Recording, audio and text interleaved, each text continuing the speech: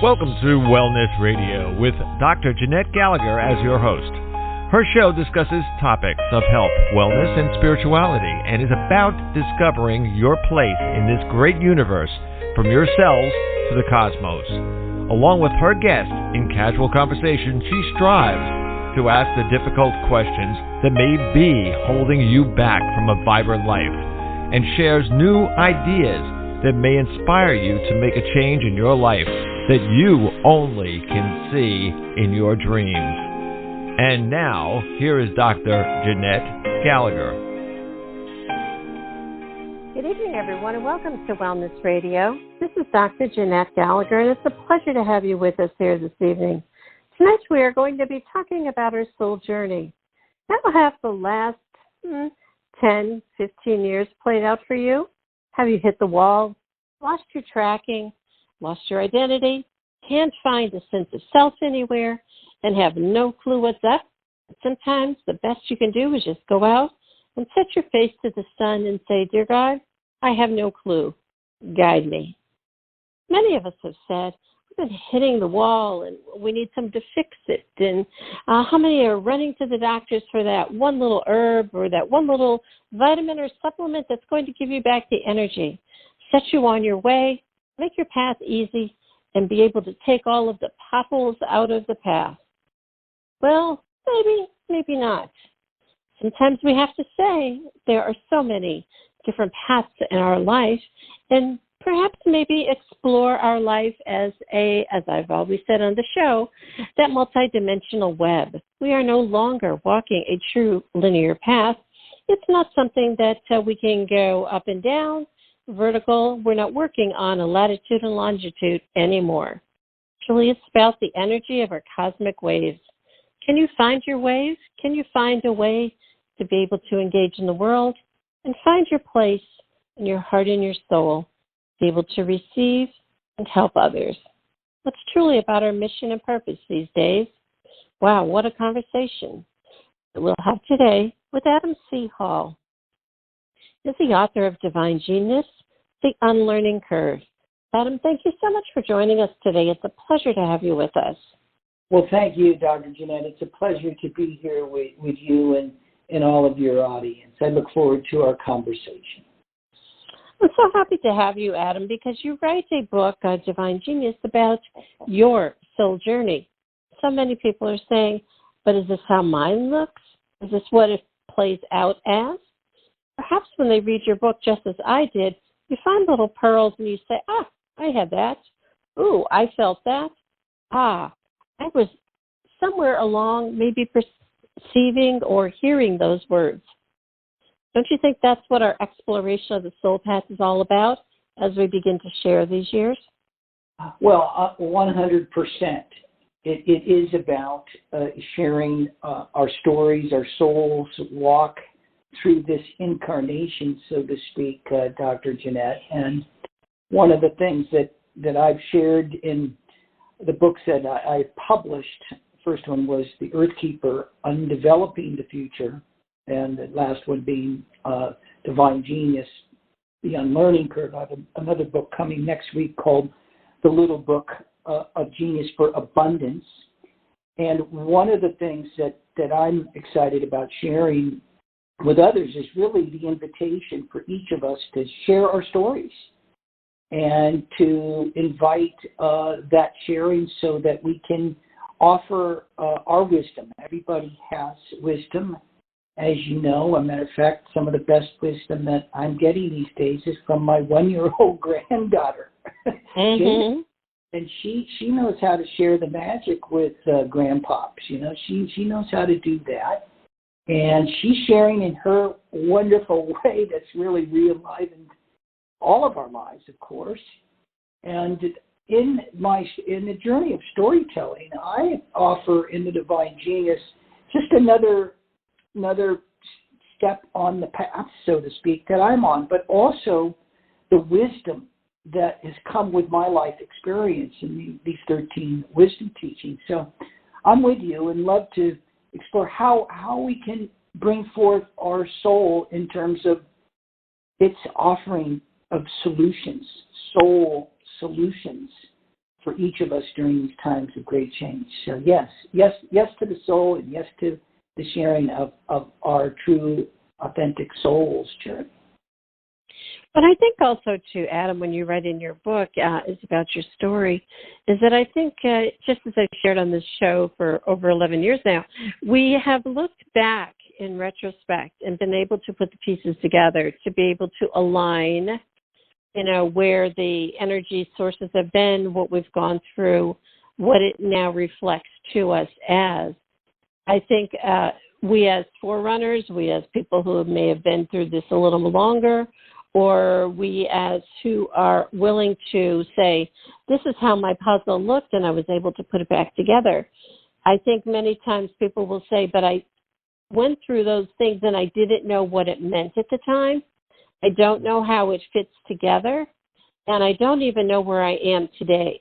So really, truly, that's what we're talking about is today. How can you put the puzzle pieces together, look back in retrospect, step out of the story, and see what the grander picture is? Don't you think that's really what we're looking for, is what is the grander picture here? Well, I like the analogy of putting our puzzle back together again. And I would also add it's about reconfiguring our puzzle as well. In other words, really the opportunity to design a new puzzle of our lives. And when we think about the life experiences that we've had, Dr. Jeanette, it can either offer us a chance to get marred, as say in a victim, perpetrator, rescue type of mentality, life is happening to me, so to speak, or it gives us an opportunity to look at the people in our lives and experiences as difficult and painful, and this is not to be insensitive in any way to the abuse that's in the world that seemingly impacts us all. It's only to say that it's the opportunity to visit those experiences and allow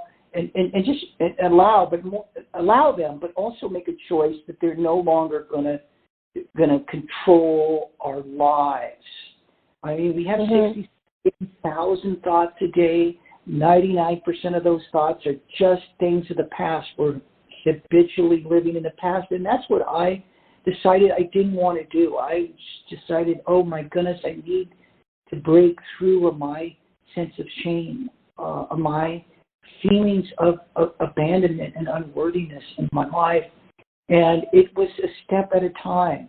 And of course I didn't know, but ultimately it is about coming to that higher perspective where we see those pieces of our puzzle, but not only do we approach our life experience not in the stuck state or the default state of separation, but we embrace it as a whole, as our whole of our puzzle, and then we get to say, you know something, I don't like that piece of the puzzle so much. I'm ready to let that piece of the puzzle go and bring in a new piece of my puzzle. And think about this. When you change one key piece of your life, for example, there is an deep emotional pain or scar that you feel perhaps around a relationship that you had.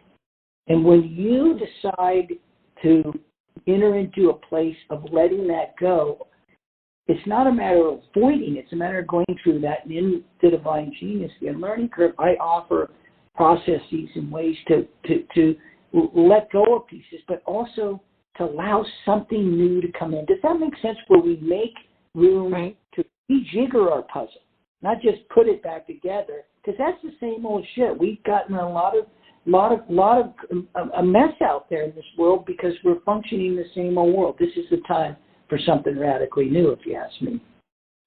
You know, it's interesting. We always say about moving things out.